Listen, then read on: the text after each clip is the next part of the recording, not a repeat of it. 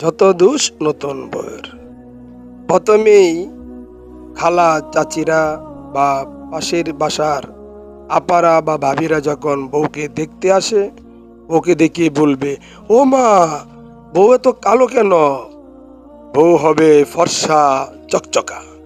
অথচ দেখবেন হয়তো সে নিজেই কালো।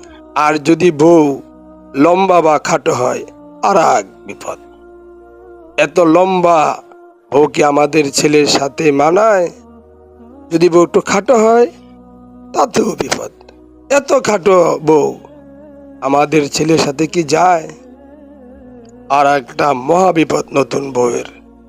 বউয়ের চুল দেখবে, দেখে বলবে, হাই হাই, নতুন বউয়ের চুল এত ছোট ছোট কেন?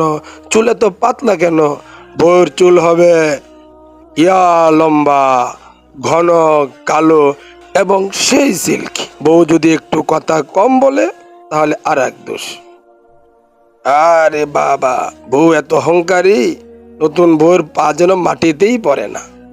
আর যদি সে একটু কথা বেশি বলার চেষ্টা করে, হাসি খুশি থাকার চেষ্টা করে, এইগুলো করে যদি তার বাবার বাড়ির কথা একটু ভুলে থাকার চেষ্টা করে, তাহলেও আর এক 10 নম্বর বিপদ সংকেত। নতুন বউ এত কথা বলে নাকি?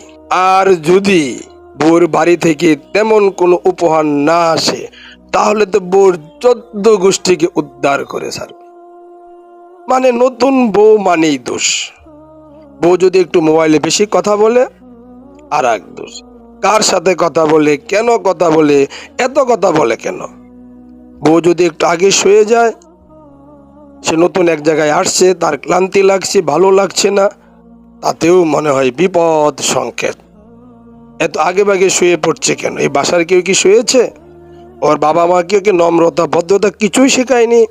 আবার যদি একটু দেরিতে শোয়, তার ভাল লাগছে না, বাবা মার কথা মনে পড়ছে, সহপাঠীর কথা মনে পড়ছে, ভাই বোনের কথা মনে পড়ছে, এতেও দোষ। কি বউ এত এখনো শুই নাই? বউ কি ভাবছে, কি ভাবে?